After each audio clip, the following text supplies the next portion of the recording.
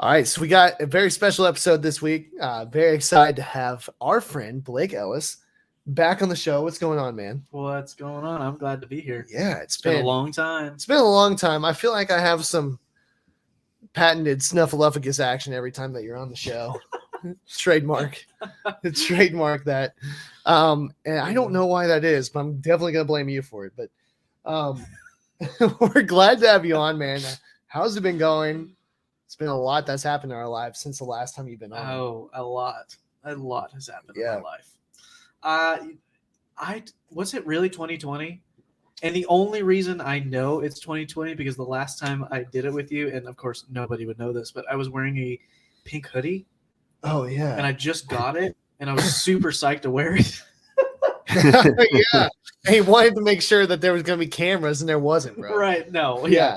But that's the only that's how I know when it was, but I can't tell you when I got that hoodie. Yeah.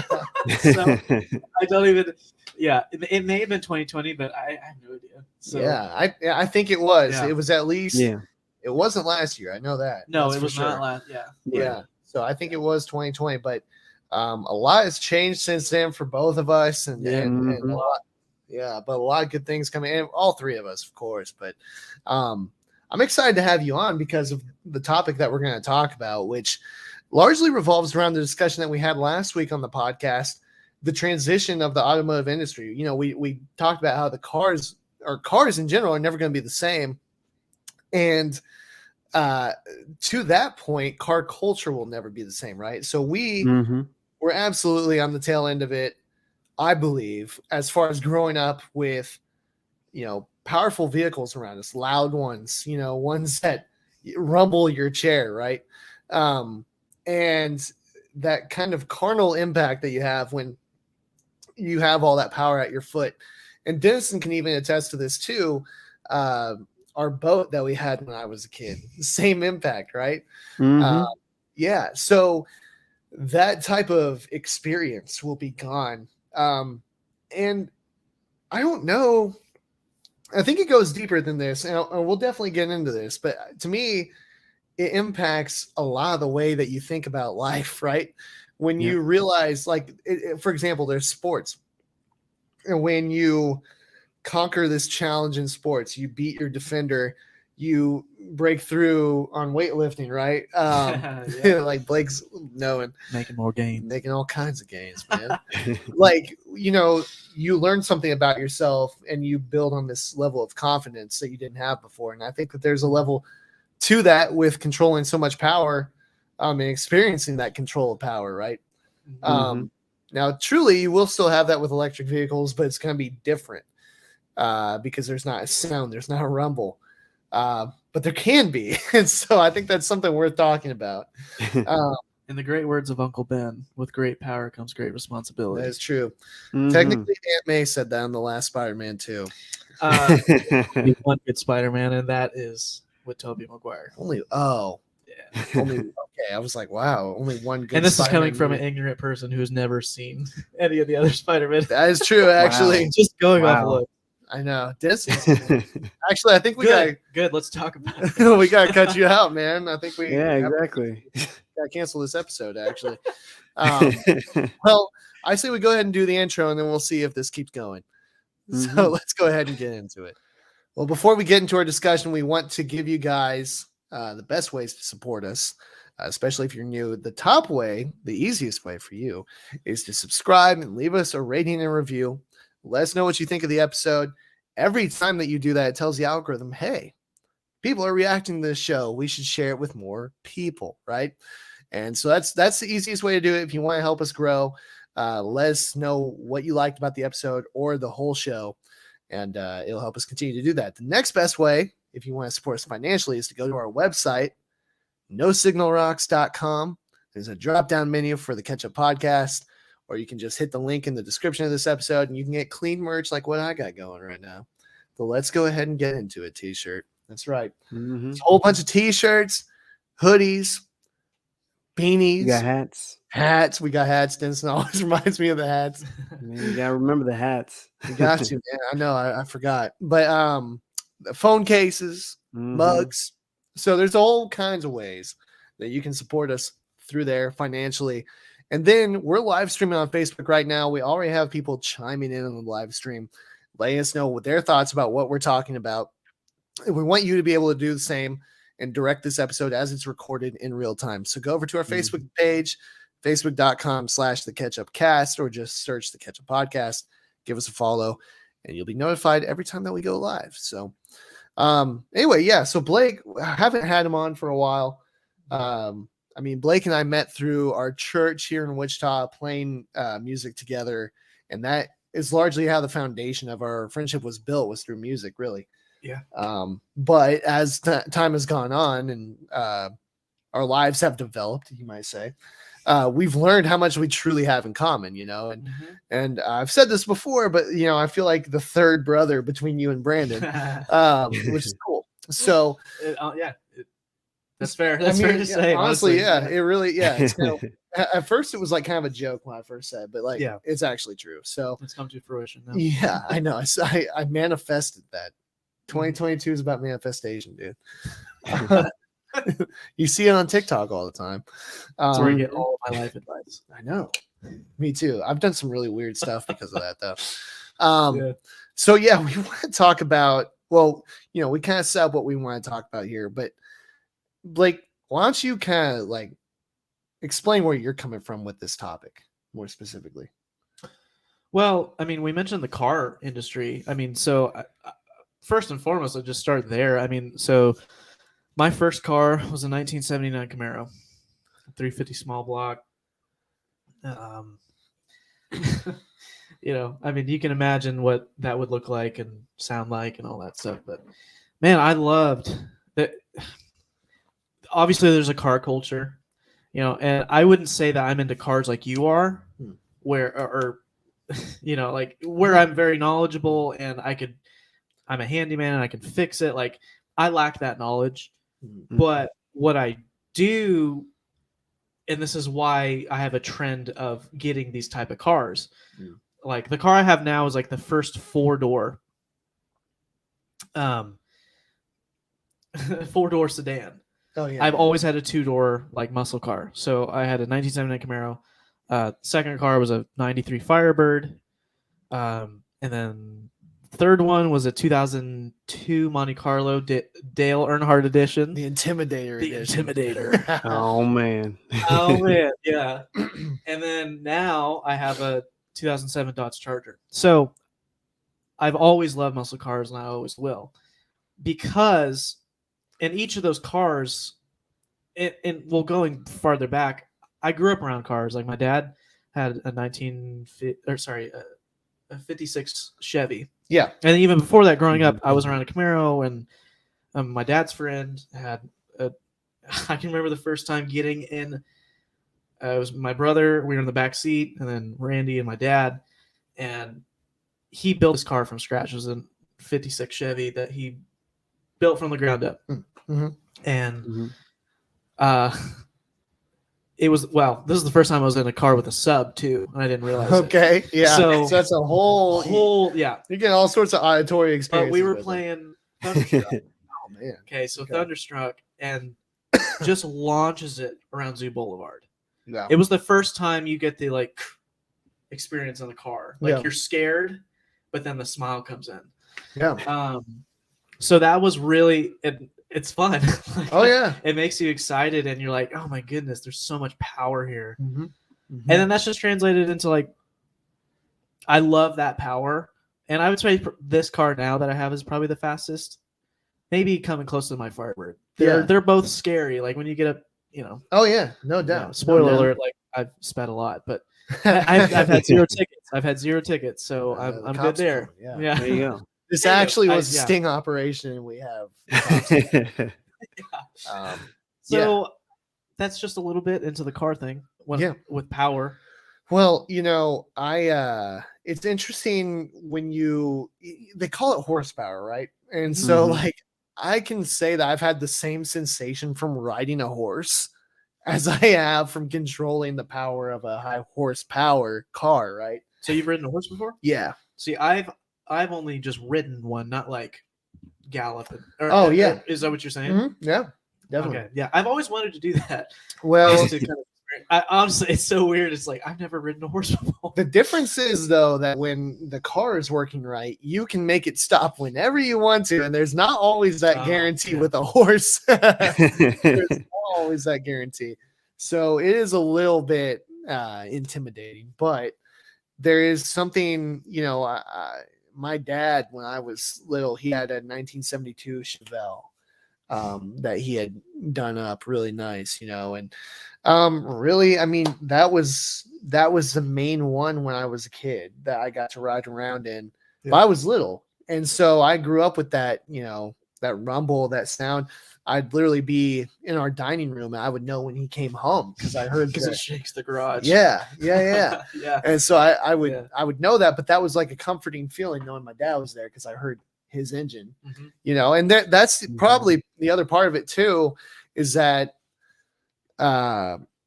into what we're talking about here as to how all of this culture is going to change, is that you have to take it apart and maintain it, right? There's a certain craft to building and maintaining all of this, these engine parts and all that kind of stuff. Not to say there won't be with electric cars, but it's not at all the same. And really, that's kind of the idea, is that the powertrain is completely easy to service, if not even needing service at all, right? Have you been a Tesla? Have you Denison been in a Tesla, or anybody? I never have to experience that, because I haven't, but I've seen obviously the reaction videos on YouTube of people being in it.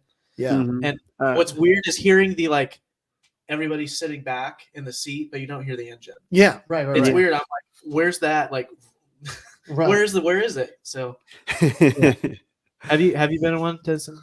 I've sat in one before. I've sat in one before, but I haven't actually been driven around in one before. So sure, that is an experience that I do want to experience. And I've seen the same video. I've seen the videos. I've heard from people that I know who have them, and they're like, "Oh yeah, it's the funnest experience ever," and stuff like that. Sure. Because it's so different, right? It's so different than the normal experience that you get with any traditional internal combustion car. So it's kind of crazy and kind of it's funny because I saw this Mercedes AMG. Their new AMG lineup will be mostly electric, right? And so the SUV, well, I'm sure they all come with this, but they come with a feature where you can do fake engine noises. What? Yep. Yeah. So this guy dumps in engine noise. It said realistic is what it was called. And it sounded like their V8 AMG engine. It literally had gear shifts and everything going while it was going through there. And then you can pay extra for a dynamic package. And it sounds like rumble like your sound system to make it seem like you have an engine. Maybe. I don't know. But then it has a dynamic package that you can dump in sound. It sounds like Tony Stark's Audi, to be honest. Have you seen that, Denison? Yeah. No, I have. Yeah. I have. Yeah. It's kind of yeah, it's wild. It's kind of crazy because it has its own it's like a futuristic sound, to be honest. Yeah, it really sounds like an airplane or something. No, it literally just sounds like and do you remember on the Batman movies, the electric I think it was the final one, he had that electric Lamborghini. Yeah. Yeah, it sounds like that. Oh, okay. It sounds like a superhero electric car, honestly. Yeah. And what's funny about that is it really pertains to what we're kind of talking about here, is this drive to feel and have that energy, that excitement that comes from controlling that power, right? Well, I mean, how many cars now are manual transmission? Almost none. Well, they're almost none. They're almost just none. Right. Yeah, right. Like you can get them to where you can make them in a manual mode, right? But not just purely manual. Yeah, almost zero. Yeah, and I mean that'll be gone within 5 years. Well, yeah, because there won't, or if not already. Yeah, I mean there won't be a transmission. So, there's a thing that comes from. So I guess my first. Well, not really, but my first experience from actually like feeling the full power would have been our boat that we had as a kid. So this was like a pump boat. Denison actually got to drive it too. Mhm. We were what, 19 or were we 18? I think we were 18. Yeah, I think we were 18. Yeah, we were pretty young. Oh wow. And we got to well, you would have been 19, but anyway, it had a 454 big block in the back. Okay. And so like you have the main chair, passenger's chair, bench behind you, and just right behind that is a 454 big block, right? And it was so responsive. You just move your foot and it's like, like Right. immediately. Right. And there, to me, it's no wonder that people went out of their way to maintain their machines back in the day, because when you feel that power and it is so connected one-on-one with you, I would relate it to us with our guitars, right? Oh, 100%. Because guitars, 100%. yeah, like when you play them so much, it become an extension of your body when you find that right setup that you like. Yep. Yep. It's the same thing with those cars. When you feel that, you're absolutely going to maintain it, and you're going to make sure it runs perfectly up to spec. And then if you love that sound it makes, you're going to do everything in your power to make sure it continues making that sound, right? Exactly. And so in a weird way, I would almost say that maintain your own vehicle has kind of gone by the wayside because you don't have that experience, right? That's exactly what I was in my mind right even before you said that. Was cars now aren't you can't work on them. Yeah. And you know, I know with like my dad, like I'm like, Dad, just get a new car, like just, you know, he's like, well, I can't work on them. Yeah, which is true. I mean, like they're not as easy to work on. They're not. Yeah. And I mean, from the few things that I have learned about cars, it's always been on a car that you can work on. Yeah. You know? And so now it's just like, well, it's just more of a transactional thing where you're just like, okay, fix this for me because I don't have the tools to undo whatever this is going on. You know? Yeah. It's not as simple as it used to be. No. So more complex. Yeah. Sure. My family has been Chevy pickup people. Yeah. For my whole life and beyond that. And what was great about what they did was they perfected a lot of things in the 90s, really.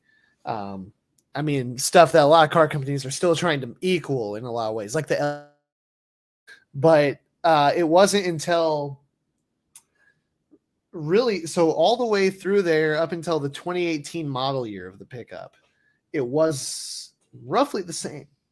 And my dad and I both felt that way. Hey, we could buy a new truck now.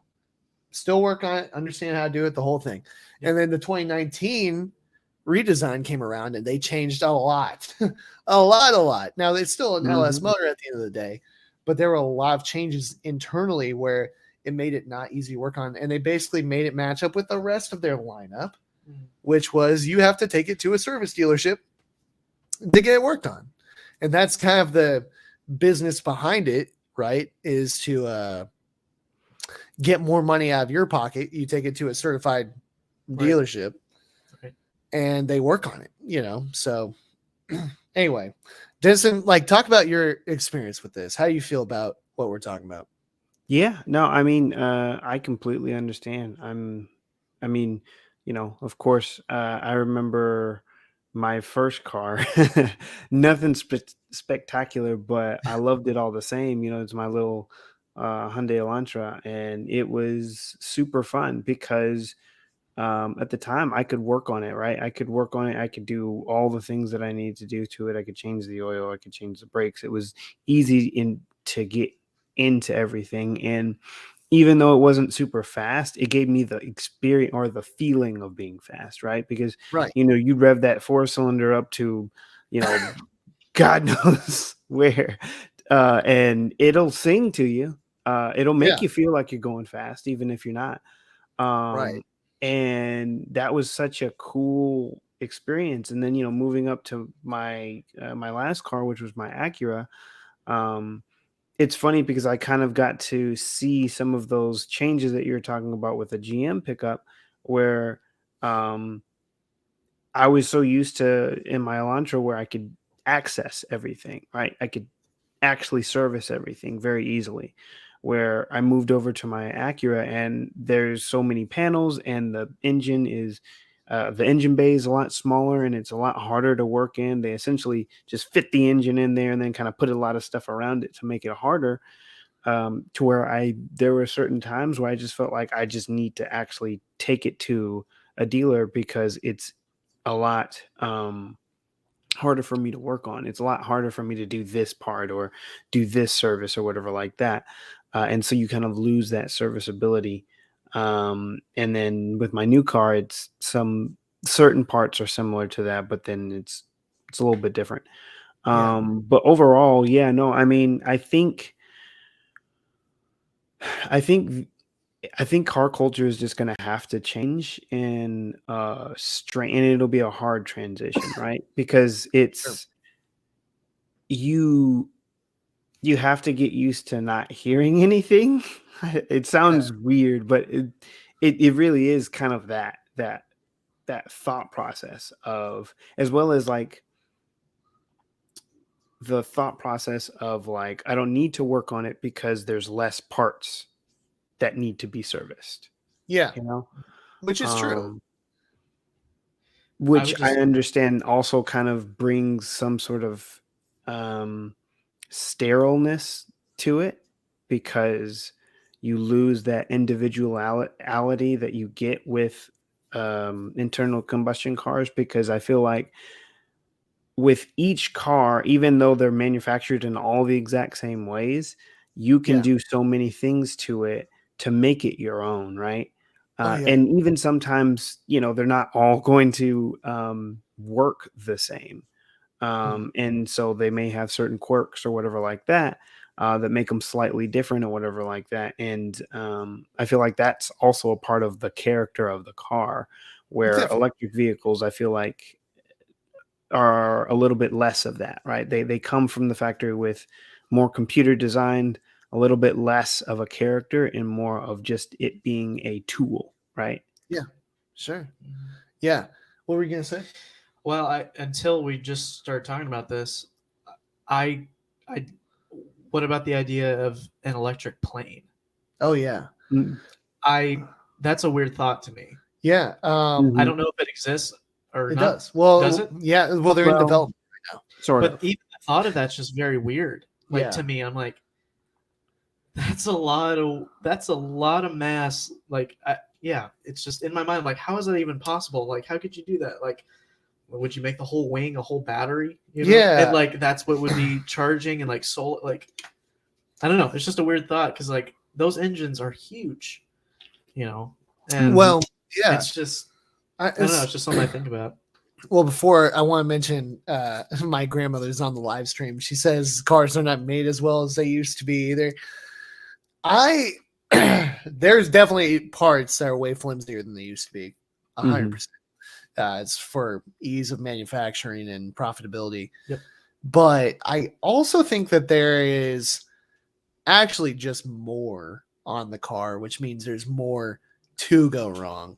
Rather than like what you both were talking about, the simplicity of older vehicles. You know, it's not, there's just not as much to fail as there is now with what O2 sensors and PCV valves or whatever the acronym is. All those things, right? So I think it's a little bit yes and a little bit no in my opinion, but electric planes. Yeah. So that is a thing now. I have to say I have the exact opposite approach to planes as I do with the cars. Okay. I would 100% go for an electric plane for the noise difference. I don't need to hear. I don't need to hear that big woo for hours, right? But I've talked about this with Dennison. Like, there's a range anxiety through a lot of people, really, when it comes to electric cars. And I've had way more issues. I realize these are not even close to the same type of batteries. I get that. But I've had way more issues with batteries just failing than I have with a random loss of gasoline in my life, right? So for me, you know, what do you do? So if you have, and maybe I'm sure there are fail safes that'd be built into these kind of planes, but if you ran out of battery power, how are you going to control the plane? Right. But if you run out of fuel, you still have battery to control the plane. You know what I'm saying? Now, granted, they may have totally different battery system for that kind of a thing. But to me, I don't know. I could drive an electric car and be fine with that. I don't know if I could get on an electric plane. Really? But they are being developed. They are being developed. I think it would be. Oh man, there's so many things to that, and of course, you think of the statistics of like you're safer in a plane than you are, on the ground. In terms of getting in wrecks and stuff like that. Like everyone kind of knows that statistic. It makes sense in some ways to have a hybrid plane where you could charge the battery because you're close to the sun, and you can have solar. Solar things like that. Like that makes sense to me. Yeah. Now the price point, I don't know how. I would assume that would just make them astronomically expensive. Probably. It would be cool for jet planes too, like private jet planes. Like I think that they could definitely do that, but I don't know. It would probably have to be a hybrid because there's no, I don't think there's really any way that you could do one or the other. Yeah. Because I mean, one, you're how many feet in the air, and you have how many people on the plane, and like you have to have a backup just for liability reasons. Yeah. Yeah. Well, Denison knows. Oh, go ahead, man. What were we gonna say? Well, I was just going to say, like, on the plane thing, I know things for the planes that they do have in development. There's like 3 different forms that they're going for. So there's one that's like a hybrid type deal. There's one fully electric, and then there's one that is hydrogen, because that would be very similar to how planes would be stored currently, right? Or at least how planes are used currently. Each of them come with their own drawbacks and their own issues, but I know on the electric side, so like if the batteries fail or something like that, technically I think they would do it to where there's it's weird, man. I get down to some of these rabbit holes of learning about all this stuff, but essentially they would have 2 separate battery packs.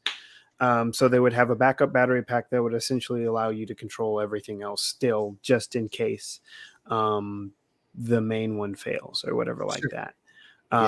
So they're still going through like some of the same regulations that you would need to have just in case, like, as normal planes would. So I think, if we had electric powered planes, I'd still do it. I love it. I think it'd be awesome because I feel like the failure is a far lower. It sounds weird, but I feel like the failure is far lower. Again, going back to the, one moving part essentially, but the failure is far lower than it is with a traditionally in jet powered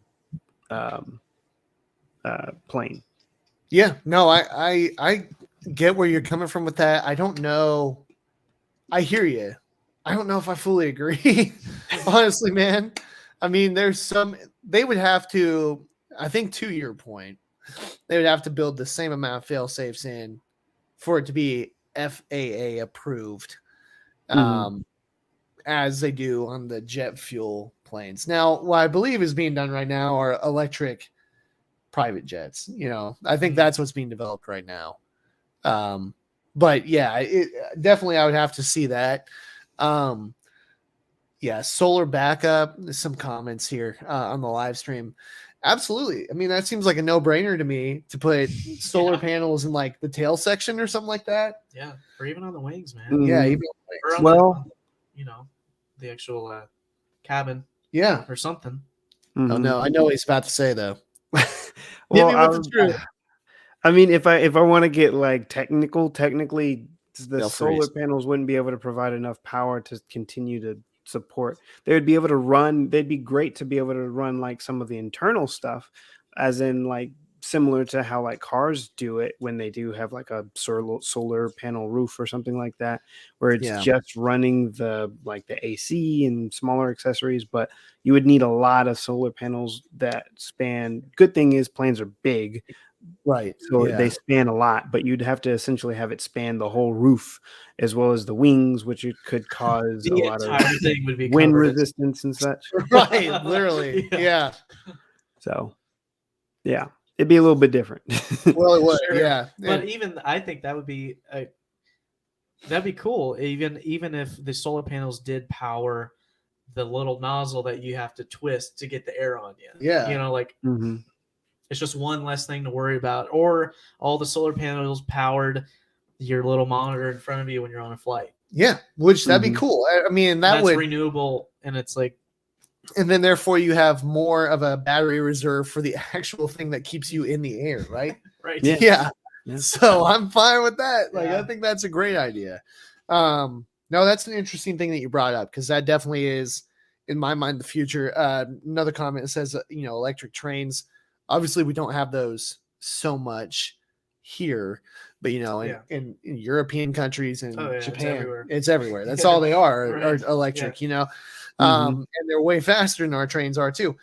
But yeah, I mean, to me, these are the things that Denison and I talked about this several months ago.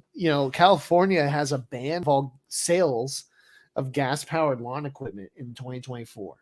Mhm. So you won't be able to buy a gas-powered mower in 2024 in California. And they're giving tax credits to lawn care companies to help them with that. But I mean, I think that's a great idea, because to me, mass transit and small engines should be all electric, in my mind, and then let the consumer decide which way they want to go. But that decision is being made for us with the direction of the auto industry anyway. Yeah. So it's going to be all electric. This is something we were talking about too. So, we talked about the power, the memory, the understanding of control of power that comes from having so much noise available at your disposal, right? Yep. Mhm. And I want to mention this too. The first in my adult life or teen years, you want to say, that I remember, this is after the Chevellis, is not including the boat, was this guy that we worked with, Dennison, at Home Goods.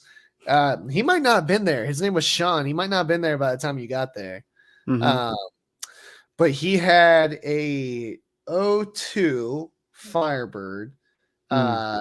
It was very limited production run, but they had that Ram Air Mhm. package that they Oh brought. yeah, I think what was that, the WS2 or something like that? WS6. It was Oh, WS6. WS6. There we go. Yeah, it was a WS6, and it was awesome. I mean, he took me Yeah. over to Taco Bell in it.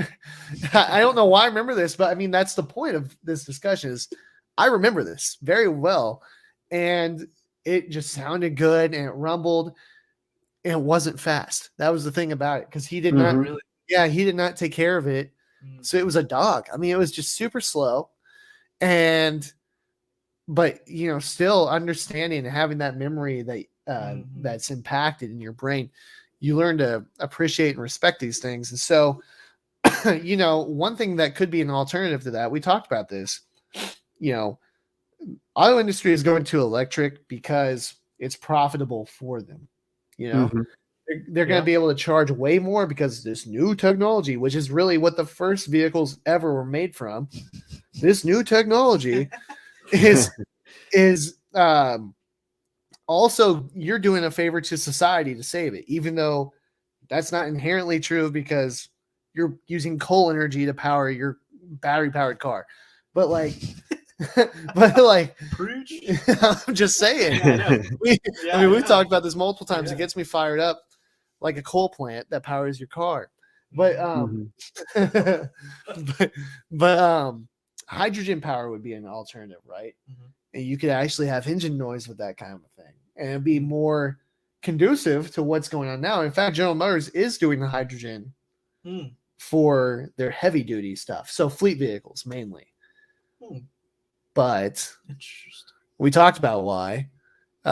It's a volatile energy to try and pump from one place to another and control it. Mm. If we pulled up to a gas station, man, knowing how other people are, somebody's gonna blow up. I mean, Well, somebody's- so it's funny because I actually did get a little bit more info. So Okay. on like hydrogen stuff like that. So technically, right, if the current form that most manufacturing of hydrogen works and where they would put it in like a gas station and stuff like that is actually just compressed hydrogen. So it's just air essentially. And that form is far less volatile. And it actually would make most hydrogen stations safer than gas stations, because essentially the way it would be compressed is that even if there was like a puncture or something like that, since it's so compressed, the moment that there's that puncture or that break or whatever like that, it would just leak out so fast and it wouldn't have time to actually combust or anything like that. So yeah, it's a little bit safe. So what are we doing then?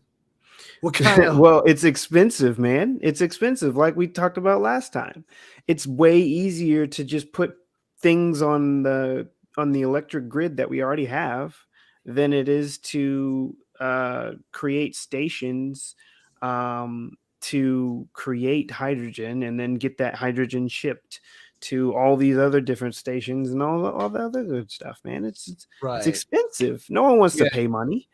That's the whole thing, man. Yep. That's the whole thing. And eventually we're going to get to a point where I don't know what's going to happen. I've been wondering about this. I mean, okay, Denison asked me a great question.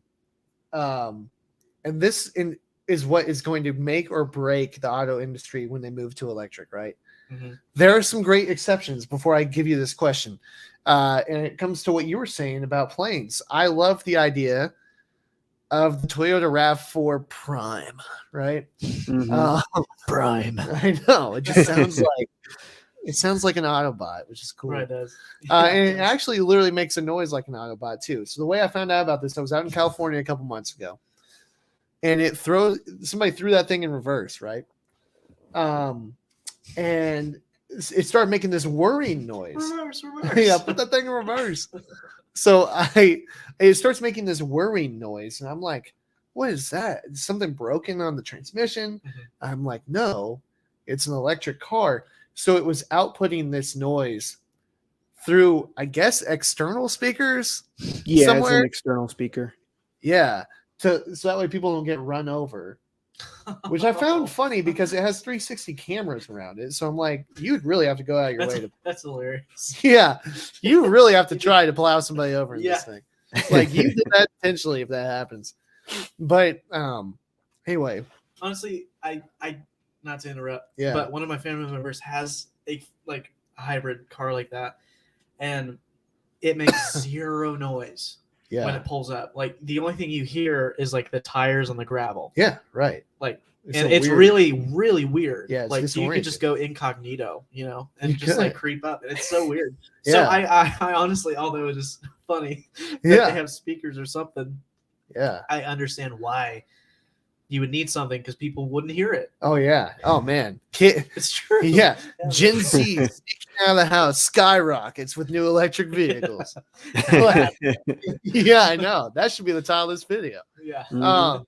So no, I feel like what I liked about this car is it was all battery power. And I think it gets equivalent to 43 miles per gallon on battery power. Once it runs dry, it kicks on an engine and it switches to hybrid mode. And it still gets like 38 equivalent miles per gallon. Okay. That's amazing. Yeah. And I'm like, I love that because you still have a tactile fluid resource, right? Yeah. That will take over if you run out of battery power. And that to me is something that would really quell my fears of range anxiety. Yeah, exactly. Yeah. And that's a big fear. And that's why I think is going to make or break this next step are things like that. And so if Toyota were to move forward with that, I would absolutely consider Toyota for a new vehicle because of that. And I'm not a Toyota guy. I know this. So what Denson asked me this when I was down. Yeah. What would guaranteed range on a vehicle have to be for electric before you would consider buying it? Full electric. Full electric, and it can go this far on a single charge. Well, I guess what is it now? It depends on the vehicle. Oh, let's just say Tesla. Like, what's a Tesla If you're gonna go base range, it's about just like a base. Yeah, base range. I think it's about 230. That's it. Yeah, 230 miles. Which to the gallon. Well, no. You can go like 230 miles before before you have to charge. Yeah, for your range. Yeah, 100% to 0. So. Let alone that's amazing, just in itself. Like that's pretty cool. No, like from here to KC, essentially, what you might be at a half gallon, which in a relatively okay vehicle. Sure, and not to take anything away from that, because you're right. Like the fact that vehicles can go 200 to 400 miles on battery is incredible. Amazing. That's really cool. Yeah. And I know that the new Teslas and stuff, like, they're improving the charge time, which not really sure how that's affecting, whatever. I don't know what it's affecting, but longevity. The longevity, yeah, I don't know what it's affecting, but what, like 20 minutes, I think, at a charge station, and they have, across the country, they have different things for you to do. Like, it wouldn't take that long. It's an Office episode. It would take that long for your car to charge, and then you're on your way again. That's how Blake gauges his life. How many Office episodes it takes. How many episodes? Okay, cool. Yeah, definitely. This podcast is roughly 4 Office episodes. Yeah, so I can do it. I can fit it in my schedule. Yeah, right. I don't know, man. Because part of me, that's tough, because I love the horsepower of a car, but we're not talking about that. But to be honest, I probably would transition now, because it's just going to get better. Yeah, it will. It does. Yeah, it just, I think we've just been used to one thing for so long. It's just hard to imagine something that's almost completely different. It's a complete change of approach too. It's a complete change of approach, like charging your car, and people think, oh, you would spend the amount of money in gasoline for your electric bill, and I don't know if that's true or not, because I've heard some people say it's cheaper, some people say it's around the same, but it's always getting improved. So it's like, what do you listen to? Who do you listen to? I don't know. I really don't know. Out of any of the electric cars, I do like the Rivian. That's a pretty cool truck. It is. It is pretty cool nice. truck. Destin loves it. Yeah. You love it? Yeah. I love it, man. I think it's awesome. Well, when I saw it, I'm like, this is really cool. I mean, I'm not a truck guy. I'm just not. I've been a muscle car guy my entire life. Yeah. But that one was like, that's pretty sick. That's a cool truck. I don't know. To me, it's super impressive that you can go 233-ish miles on a battery charge. Yeah. That's amazing. I agree. Even 5 to 10 years ago, that wasn't really a thing. It really wasn't. True. Well, you'd have to get the premier model for it to be a thing. Oh, sure. Yeah. And you're spending out the wazoo for it. Yeah. Which that is something that we talked about last week too, which if you're just listening to this episode, go back and listen to last week's as well, because that's something that we talked about was between the price difference and then your increased electricity bill because of charging your car. At home. Yeah. At a home. Yeah. How long do you have to own that electric powered car before you break even with just continuing to own a gas powered one? Right. Yeah. True. Yeah. But I do feel, sorry, I didn't mean to cut you off. No, go ahead, dude. I do feel that we also have to add in the maintenance stuff as well. That's what I don't know on the electric because that's different, right? Yeah. Yeah. Definitely. Well, yeah. And that's a great point too. And we don't fully know what that looks like because there haven't been enough of them around long enough to really know what that long-term maintenance is going to look like. Well, technically, we have a good idea. So I read an article the other day about a Tesla owner who put 1 million miles on. Well, they're almost at 1 million. They're at about 900,000 something. 1 million? Yeah. It's still going on a single car. Yep, on a single car, still going. Where do you have to go to put 1,000,000 miles on a car? Well, he's traveling the salesman. third owner, I think he said. Okay. So he's the third owner, and yeah, but yeah, he's on the really close to about 1,000,000 miles. Now he's had to do some things since he got it. I think he technically got it about 100 and something, 130 miles or whatever like that. He had to go through, I think he said 2 battery swaps.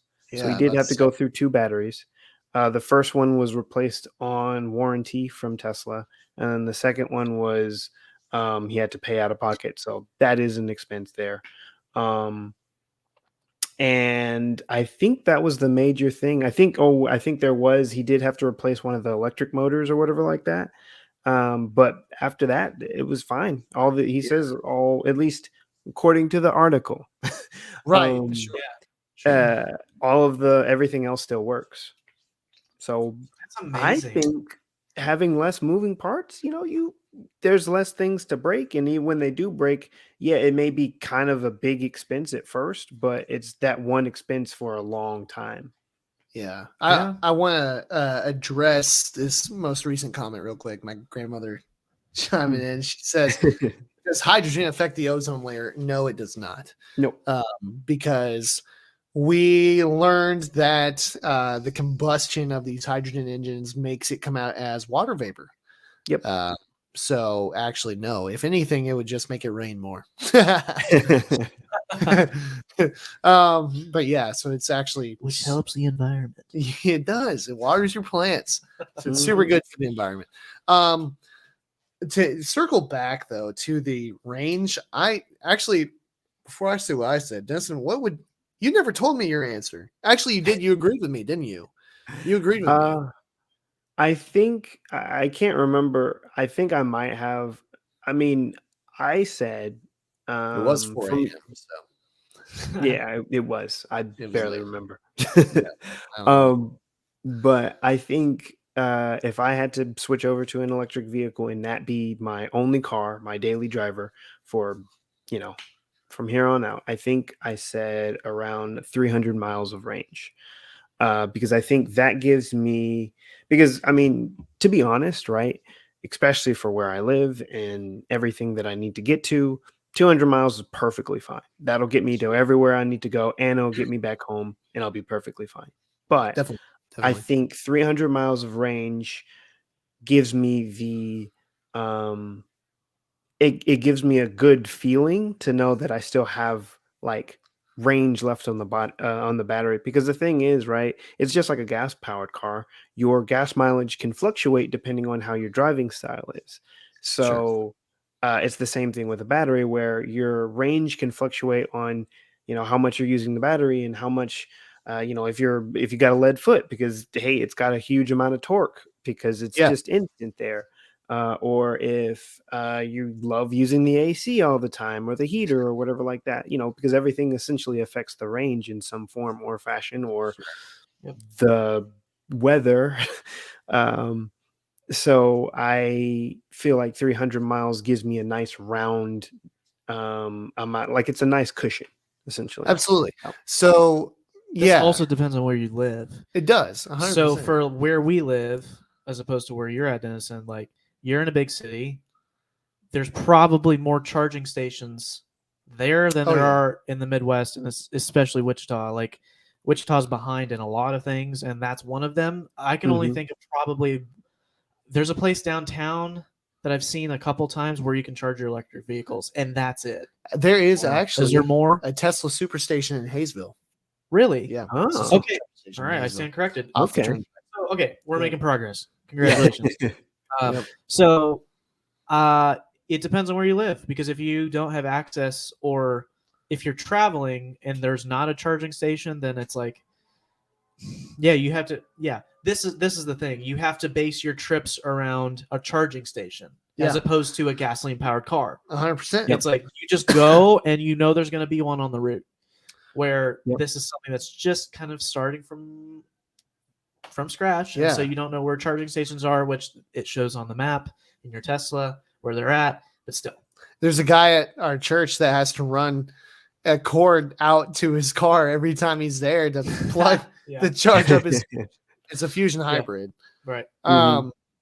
But yeah, Yeah, I'm like that. You just have to plan so differently, you know. I mean, yeah.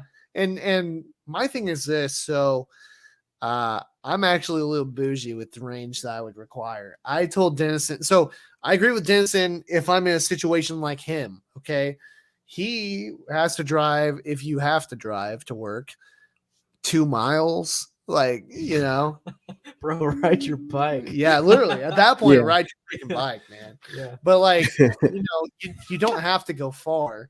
You only have to, and so at that standard, you'd charge up your car once a year, like twice a year. I mean, you know, Yeah, if I So- don't travel, right? If Right, I if don't, you if don't I'm go not anywhere driving else, anywhere. yeah, exactly. So, like those situations where you're doing it for city driving, I'm completely on board. I think in my mind, electric vehicles are made for city atmospheres, Oh, right? of course. 100%, 100%. And so I totally, if I lived in Dennis, if I lived with you, spoiler alert, moving in, I would absolutely have an electric vehicle, not just because my truck didn't fit in your driveway, but like I would absolutely have an electric vehicle. But the thing is, as it stands now, as I do now, as I like to take road trips, so the new Silverado, the electric Silverado is going to have 400 miles of range, right? Wow.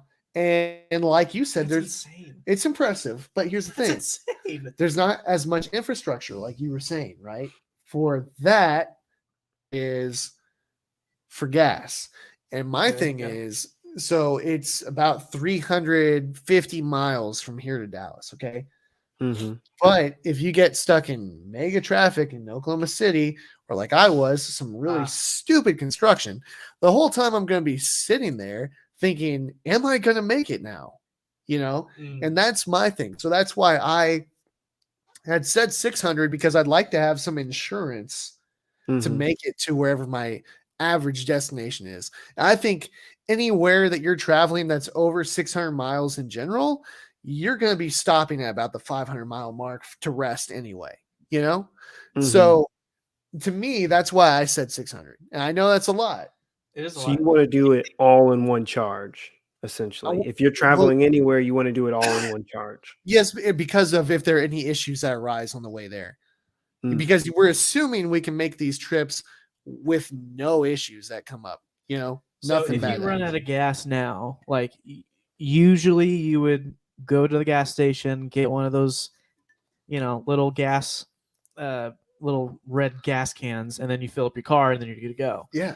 Do you think people, or maybe this already exists? I don't know. I don't have an electric vehicle, that you already have like a power brick in your trunk, a massive power brick that you could, in an emergency, plug in your car. I don't know. And then maybe like it would, you know what I'm saying? Yeah. Like it would just be in the trunk already charged. Is that a thing? That's your, do you know if that's a thing? like a gas can, but yeah. for your electric car. I think there is, but I think the only people that I've heard who have something similar to that is like Tesla, because I mean they're the big people in the space right now. But I think as time goes on, I think that's just going to be something that'll be everywhere. You know, it'll be, instead of the gas, the AA truck with the gas can, you'll have the AA truck with the big, supercharger or whatever like that. That'll pump in a ton of energy or a ton of electricity into your car, enough to get you to a charging station, right? And then you can charge it up from there. Yeah. Sure. All right. Well, check this out though.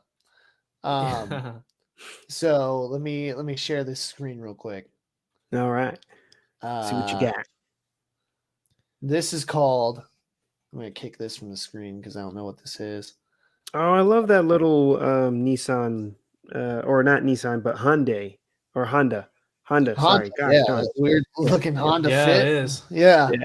So this is Zip Charge has a large portable power bank you can keep in the back of your car. This is what it looks like. You can see it on the live stream if you're watching with us right now. Holy cow! It is big. It looks That's like a carry-on suitcase. It is a carry-on, man. It wouldn't be sir, allowed. you can't take that on the plane. Like It fits the size requirements. Sorry, man. It's a lithium-ion battery. You can't take that on you. It weighs around 50 pounds. Good Lord. Sir, this is a bomb. Yeah, this is a ticking, literally. It offers between 20 to 40 miles of range. Wow. But it takes 30 to 60 minutes to transfer that charge. Jeez. So, yeah, at that point, hopefully you'd have somebody that could come along and give you a ride, you know. Yeah, you probably have better luck hitchhiking. Yeah, seriously. I'm like, what the world, dude? Man, That's crazy. I've never seen that before. dang. Which I just thought of it. yeah, Just in my mind right now. I know. Which good for you for popping that on, man. That's right. Forward thinking. Yeah, I know. The future is now. Future. But yeah. So I mean, to me, that's not conducive. And the point is too, if you're starting to run out of gas, chances are you're gonna say, "Hey, oh, there's a gas station. Let me just pull off and fill up real quick." Mhm. Or you have could, your, with the electric pack, you just have your kid in the back seat, like, all right, Timmy. He just rolls down the window, and you like have to get it like yeah, it's to climb. lean forward. I have to grab this. Lean Yeah. forward. Scoot forward. I can't reach. Yeah, I know. Like at the very least, with a gas-powered vehicle, you could walk with your thumb up, get Right. somebody to give you a freaking Yeah. give you some help.